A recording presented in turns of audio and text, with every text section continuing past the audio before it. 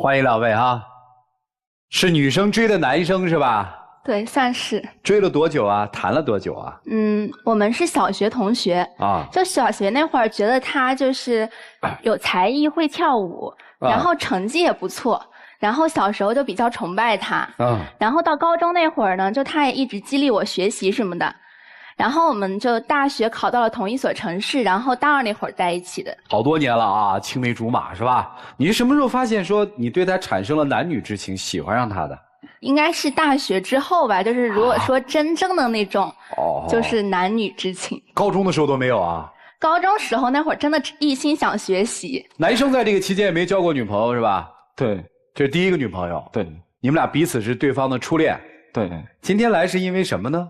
就恋爱之后嘛，发现他跟我想象中不太一样。哦，怎么不一样呢？就我们之间有个超级大的问题，就是他有异性朋友，但我基本没有异性朋友。就有一回吧，就是他提到一个我们共同的女同学，然后我当时没有那女孩微信，他有那女孩微信，我就说你给我看看那女孩朋友圈呗，好久没见了，想看她现在变成啥样了嘛。他就给我找那女孩，然后我就看到他们之前有个聊天记录，翻到最上面，发现他还是主动关心人家女孩的。没有，他说的那个主动关心其实不存在的，因为我当时是什么情况啊？他说我关心的那个女孩都是中学同学，快毕业了，然后我们只是想一起聚个餐，他可能理解错了我的意思，他可能是说我主动邀请人家一起吃饭，他就拿着事儿说事儿，就一直在生我的气。这小心眼儿了。这件事儿我还不怎么气嘛，但是这件事儿之后，我看他微博，发现就是那一天，我上午刚跟他吵过架，他刚刚跟我保证过。然后下午那会儿，我发现他又给人家女生评论了，就人家在微博上发的自拍，他在下面说好美，就是评论一下，我就说那个景美，又不是说那个人美。当时他晒了9张那个照片嘛。那你到底说的是人美还是景美？我就是说景美，说你们比较好看。我问的在哪里？我当时对摄影也是蛮感兴趣的。其实你说人美也没什么呀。对呀，我也觉得。那到底是人美还是景美？当时觉得景比较美。说实话嘛，就是景比较美。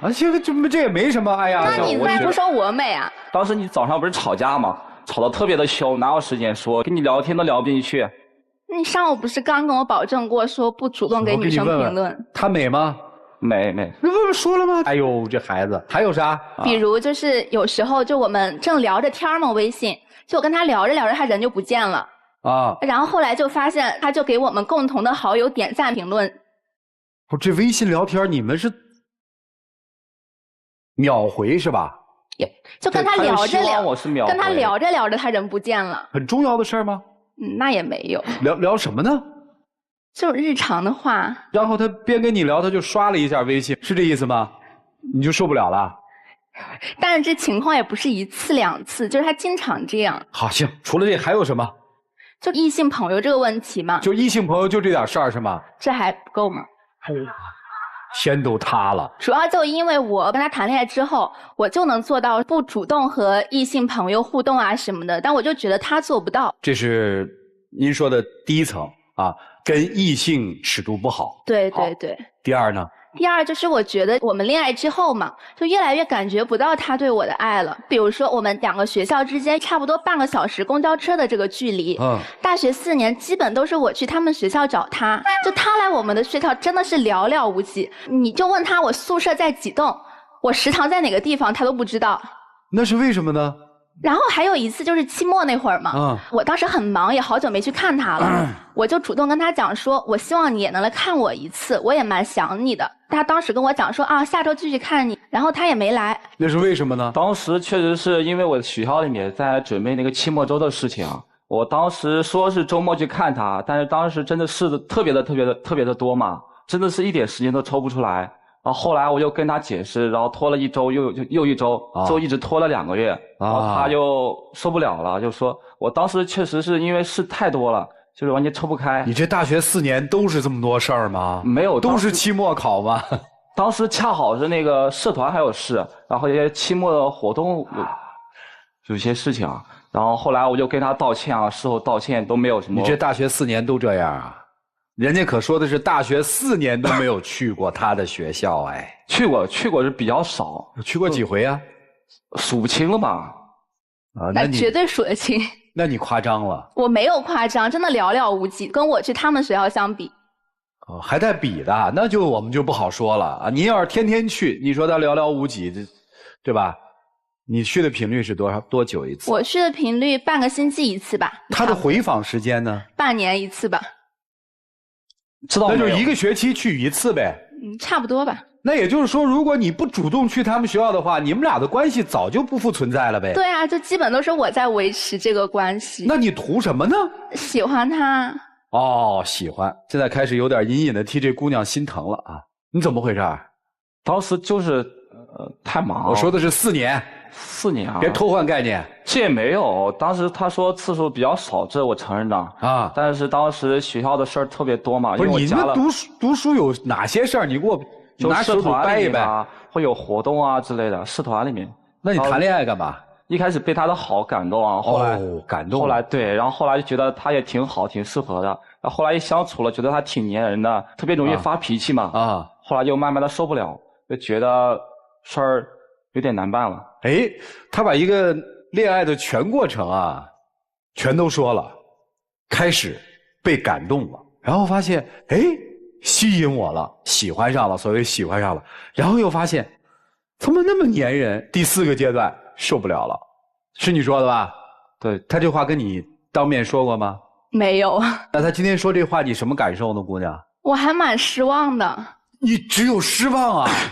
啊，好，今天是谁要来了？是我要来了。来干嘛？来，就我想让他多爱我一点。哎呀，这个诉求听起来也是让人心疼啊！你们现在在一起工作吗？不在一起工作。异地啊？我们现在是刚刚毕业，签了不同地方的单位，我留在了南京工作。挺好。然后他去上海。也不错。我之前也跟他讲过，能不能为了我留在南京这边发展。他就还是一意孤行，就选择了上海。我当时主要是觉得我那个职业是设计师嘛，大城市的话可能机会会更多一点，然后可能发展前景会更大一点，然后也是为我们的未来考虑。你这话让南京的朋友听了多不开心呢？这也没有，大城市更大一点的地方，可能机会会更多一点嘛。我觉得年轻人要有年轻人的样子嘛，就要在大城市多奋斗奋斗，等到年龄大了，可能在小城市再取得安逸。然后我就觉得跟我3观啊之类的也蛮不合的。谁呀？我觉得他吧。我跟你3观不合。对啊，好多价值观的问题啊。还有价值观的啊，说一说价值观。我就没有年轻人的样子呗。对，我就觉得他太任性，太不体贴。那你就跟人分手呗，说了半天你还不分，你图啥呢？但觉得还是挺舍不得的，想让他改一改，多为我考虑考虑。改啥？跟你去上海？这估计阻止不了，他已经找好工作了。啊，这男生其实把话已经说得特别明确了，姑娘。你是听懂了还是不想听懂啊？不想听懂。但是你也听懂了是吧？对，骗自己。骗自己什么呢？就骗自己，就只要我们再努力努力，就还是有希望的吧。姑娘说了一句话，其实说得特别好，也是很多人在这个恋爱当中遇错的一种状态。我其实知道真相是什么，但是我还想骗我自己，我不愿意醒，是吧？对。就是有一件小事啊，真的让我耿耿于怀。大概是从那件事之后，我是觉得他可能真的没有我想象中那么喜欢我。就是我是不吃抹茶的，我跟他也强调过无数次。然后有一次节日嘛，他跟我说给你准备了一个惊喜，我一打开就是个抹茶蛋糕，我当时真的一口都没有吃。这一件小事，我一次忘了而已，这不是每次都忘，粗心了一点。那个离现在有多久了？大概是我们恋爱1年的时候吧。然后这件事儿一直在心里，你跟他说过吗？你说你为什么这么不重视我？我反复的跟你说。我有讲过。然后这抹茶这件事是过去了，他可能真的记得了，因为我当时也发了不小的脾气。然后但是后来还有一次喝奶茶，然后里面就是只有仙草和红豆，但我喝奶茶从来都不喝仙草和红豆。就这种小事就比比皆是，就是一件事他就承认过不再犯，然后还有另外的事，就是把我的喜好就从来不放在心上。他的喜好你应该都记得哈。对，因为我比较细心嘛。男生，这大学4年就没有接触其他的女生啊？他就是一直在跟我保持联系嘛，太忙了后来。你这话的意思就是看得比较紧呗？我给他翻译过来，是这意思吧？差不多。你没捞着机会，是这意思吧？也倒没有，就是他特别的那种黏。你喜欢他吗？现在还？喜欢。你爱他吗？爱。你觉得你跟他还有未来吗？我觉得还有未来，但是你把但后面的说了，希望他能改正这些问题吧。把什么改了就有未来了？多理解一点，多理解我一点，然后多包容一点。比如说什么事儿？不要因为这些小事儿就是比如他有一次那个签约的事儿他一个人跑到了外地去，然后之前没告诉我，他就后来说对他挺重要的，在火车上说站了挺久的，然后给我打电话，然后就是说他什么失败了，很沮丧，就想让我寻求一些安慰，然后当时我就特别的生气。就对他发火，我就说你一个人跑了那么远的地方也不告诉我，感觉他没把我就重视嘛，就是一个人跑那么远，我担心你那么久，然后打电话也不接，然后到后来自己说受到一些挫折，就打电话给我，就让我给他安慰，我当时就挺不能理解的，就给他发了脾气，他就是到后来一吵架的时候，他每次都说这件事儿，就耿耿于怀吧。有这样的小事儿，在你们相处的过程当中还很多，是吧？对，挺多的。行，你跟我憧憬一下未来异地的生活怎么安排吧。你在上海，他在南京。先在上海工作几年，如果他必须在南京的话，我会回来的。我在想你们怎么保持恋爱关系呢？怎么保持呢？就是我会定期的会过来找他，因为多陪伴一点嘛。你看你4年大学是一个学期，大概去1到2回女生的学校，2地相隔的路程是半个小时的公交车。你要从上海到南京，现在能来吗？能来啊。是你能来还是期待着他去啊？肯定是我去。行吧，行吧，听明白了。所以在男生的心里面想的就特别简单，对不对？对啊，就是我在那儿工作嘛，周末回来看你就得了，是这意思吧？对啊。女生怎么考虑异地的问题呢？讲实话，我心底里还没有完全接受这个东西，这也是就是我想就是让导师帮我想办法的。我从心底里没有接受这个事情。其实说白了，你还是想让他留下来。对，我希望他能陪着我，就让我感觉到有安全感。所以呢，有人就会问啊，说既然你这么主动，这么就是在这段情感里面，你愿意付出那么多的东西，你为什么不愿意再陪他到上海去冒一次险呢？说起来是我自己的一个小私心吧。我觉得如果想证明你爱我，就为我做一件事，特别就是我想让你做的这件事，没那么难吧？也算是我对他一个小考验吧。行，那现在看来这考验没达标啊，怎么办呀？就其实讲实话，我是真的蛮舍不得我们这段感情的。听听老师们的建议哈，这段关系应该怎么办？来吧，我们一起进入丘比特问卷。2位都是初恋啊，初恋的我们不懂爱情，初恋成功率比较低啊。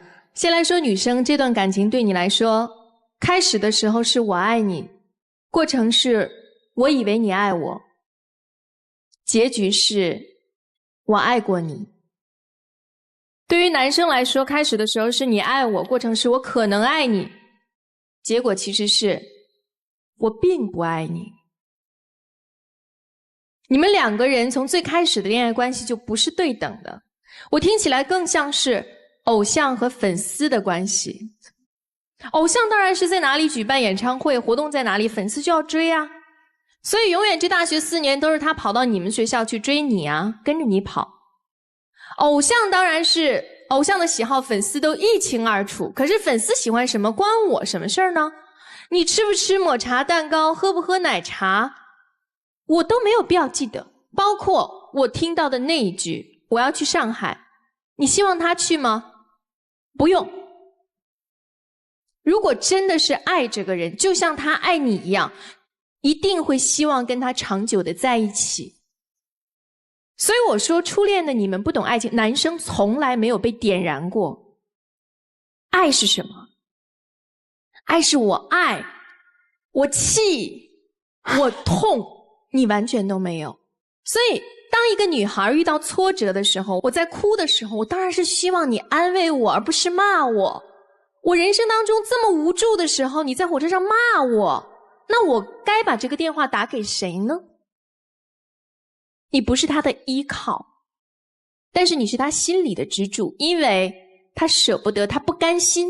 女生也并不一定说爱这个男生爱的有多刻骨，只是10年了，他就像一个偶像，像一个标杆一样在我的面前，我崇拜他，我因为他让自己变得更好。所以我以为我们之间的感情会是无可挑剔的，但是我不甘心，我喜欢那么久就这样离开我，所以也不见得说你爱这个人爱到什么样的程度，你更爱的是你自己的那种内心的感受。所以倒不如我给女生的建议是今天就走，因为她刚才站在那儿口口声声的说喜欢你爱你，如果是真的她有一点的话，你要刺激她，让她今天在这个舞台上痛过，让她感受到失去是什么样的滋味，她才会懂得什么是珍惜。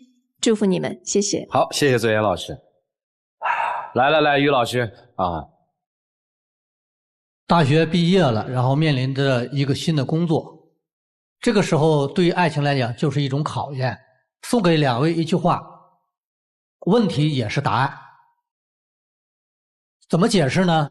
现在你们的问题不在于曾经跟一个异性互动，还是一个送错了的抹茶。现在你们在制造一个新问题，就是异地。原来在一个城市，两个人交往的方式就已经让双方感觉到不是很满意了。那么两个人在就业的时候选择更远的距离，所以你们彼此目前的心理的距离已经开始变远了。这种远在你们看来就是一种考验，因为由崇拜到爱情这个性质不一样的。崇拜是由下往上看的，是个仰望，是不对等的，而恋情是平等的。今天你的身份变了，所以我要求我们要平等的一种相恋。崇拜更多是曾经我们相识的一个契机点，但是现在你不平衡了，我觉得两个人分开一下，看看彼此是否还有思念。今天你就做着一个平等的女朋友的身份，看看他到底还爱不爱我。你也不用再那么去黏他，你就做好你自己，你希望的那个样子的平等爱情，放下一些曾经的崇拜的成分在里面。而男方也回去打拼你的事业，看一看当你们不在一起了，当你再继续忙下去的时候，是不是好几天你都想不起他了，还是说你觉得不行了，我马上要回去，我见不他我就思念他。距离产生美，到底美不美，距离可能就是一个考验，那就考验下去吧。我今天给的方法就是无为而治，顺其自然，通过经历一些事，然后来考验彼此，通过了才能知道我做这个决定到底靠谱还是不靠谱。顺其自然吧。严老师啊，女生说想把这个当成一种爱情的考验，我接受说有时候爱情可能在一些大的事情面前会考验到两人是否真心，是否稳固，是否能够克服困难继续向前。但遗憾的是，女生，我其实真的觉得没有相爱过，更别说要考验什么。我倒是蛮欣赏你对爱情的勇气。我喜欢一个男孩子，我甚至从小学开始就对他有好感。对啊，我甚至到了大学，我真正发现我愿意和他有机会相处，我努力去实现我心中男女之情的爱慕。爱情有时候是需要有勇气的，但爱情的勇气不是说我明明知道可能在他那里我们没有相互对等的爱，它只是一种感动，或者只是一种习惯。他一点都不在意我，他不知道我的喜好，他不会主动来关爱我，即便我求关注，他也没有给予我应该有的正常的关注。这些事实你都知道了，所以我给你的建议其实特别简单。我们做一个有勇气的阳光的女孩，今天就告诉他，谢谢你陪我这么久，我爱过你，我们是一段美好的回忆，我也祝福你。谢谢。好，谢谢严老师。来，涂老师。我清晰地记得女生上场的时候，主持人问你来的目的是什么，你说我来的目的是希望她能够多爱我一点。如果你已经需要到这个舞台上来说希望她能够多爱我一点，说明你已经没有办法。你知道我们这些人是帮不了你。当你爱上一个不那么爱自己的人的时候，彼此双方对于你爱的多出来的这一部分的态度，就决定了你们能够走多远。如果你对于你爱的多出来的这一部分的态度是不甘心，那你就时时刻刻心里都会有落差，你会不快乐。如果你对于你爱的多出来的这一部分是坦然，我无所谓，我多爱一点没关系，我喜欢付出，那就没问题。但是对方对你多爱出来的这一部分的态度，如果他是不以为然，那显然这个人不会安分。如果他对于你爱的多出来的这一部分是感激和愧疚，那他就会安分一些。我听出来是在场上你的态度是不甘心，我凭什么要多付出这些？我凭什么要半个星期去一次，而他却要1个学期只看我1次？你是不甘心的。如果你不甘心，你就永远不会快乐，就像你愤怒地倒掉那2杯奶茶是一样的。他凭什么不懂我，而我却那么懂他？所以就走不远。在我看来，去上海不过是一个变相分手的借口。像左老师所说的，偶像最大的特点是要面子，偶像绝对不会说我会甩开粉丝而去，所以他这只是一种变相分手的方式。我不愿意说什么初恋不懂爱情，因为有些人初恋也挺懂爱情，但我只想说，不经过失恋不会更懂爱情，经过了失败之后人才会成长。所以未经失恋不懂爱情，未经失意不懂人生。现在是怎样，你们自己看着办，是继续往下走，还是暂时分开一段？如果感觉不到快乐，就不要彼此消耗。就这样。好，谢谢涂老师。我倒觉得就是一个人用了10来年的时光，幻想了一段美好的爱情，又付诸实践了一段不太美好的爱情，这种体会和体验都有的。你现在就应该特别明确什么样的男孩是适合你的，你想要什么样的男生，因为他没有给到你的可能都成为你未来的一种渴求，多好啊。男生也一样的，你是经历了一个女孩对你的苦苦追求，你需要体验一段让你自己觉得是恋爱的恋爱，而不是你说的感情。所以4位老师的话回荡在我的耳边，大概就2字儿：分手。你们自己看着办哈。我们一起进入抖音真情60秒。我是蛮舍不得我们感情的，毕竟我们也认识10几年了。但是就后来嘛，就是越来越感受不到你对我的爱了，可能就自那以后，我对你的感情也有了折扣。而且我们即将异地也是个事实，接下来怎么办我也不知道。其实你喜欢我蛮长时间，我一开始是被你这个喜欢我时间久感动的，后来我也觉得你挺漂亮的，也挺温柔的，也都符合我喜欢的类型。但在后来相处的过程中，我们之间难免产生一些矛盾啊，但后来就觉得你可能不是那么的包容我，然后对我有一些约束吧，然后让我做事做起来又不是那么的舒服，不是那么的自由，总觉得你就是在管我，一直在管我，然后还有一些任性，然后挺爱撒娇啊之类的。如果你要能改正的话，我觉得我们还是可以多理解我，我们还是可以再考虑。说了一堆条件，2位请回吧，谢谢你们啊，请回请回。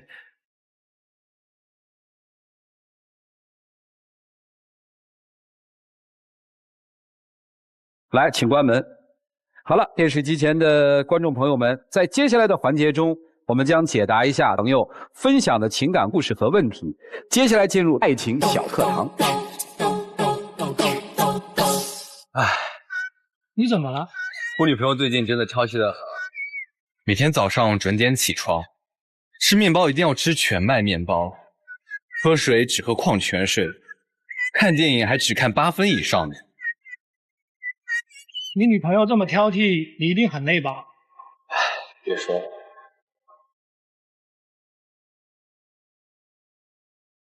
挑剔并不代表无理。当男人发现女人开始挑3拣4，你应该意识到这是对生活品质的要求，还是针对于自己的不满意。如果是对生活品质的要求，只要不过分，没有超出当前的经济能力，男人应该高兴，这是对生活的热爱。如果是针对于自己的不满意，男人应该反省自我，意识到出现了什么问题。爱情保卫战和我都开通了抖音的账号，大家赶紧去下载抖音短视频 APP 来关注我们，还有更多的精彩的爱情告白视频可以观看。来看一下这对情侣自己的选择是什么，请开门，请开门。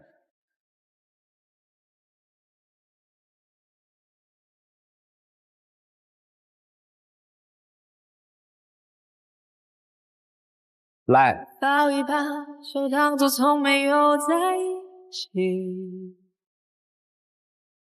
有啥要说的吗？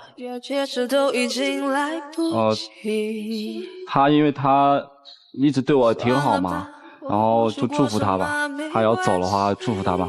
但是我并且也是挺喜欢他的，可能就是表达的方式不是特别的对吧？然后以及一些小事的矛盾啊。可能对他照顾不够吧，就是尽可能放下一些所谓的偶像包袱啊之类的，就，对，跟他就平等相待吧，就我们以一个平等的心去相处。行，谢谢小伙子啊，祝你上海生活快乐啊！谢谢庆飞，谢谢啊，谢谢老师。